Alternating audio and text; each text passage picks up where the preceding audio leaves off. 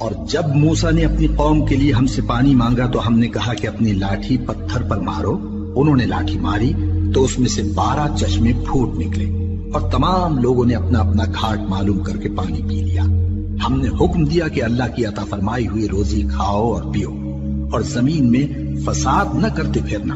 اور جب تم نے کہا کہ موسیٰ ہم سے ایک ہی کھانے پر صبر نہیں ہو سکتا تو اپنے پروردگار سے دعا کیجئے کہ ترکاری اور ککڑی اور گیہوں اور مسور اور پیاز وغیرہ جو نباتات زمین سے اگتی ہیں ہمارے لیے پیدا کر دے. انہوں نے کہا کہ عمدہ چیزیں چھوڑ کر ان کے بدلے ناقص چیزیں کیوں چاہتے ہو؟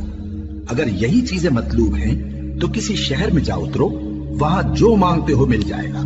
اور آخر کار ذلت و رسوائی اور محتاجی و بے نوائی ان سے چمٹا دی گئی اور وہ اللہ کے غضب میں گرفتار ہو گئے.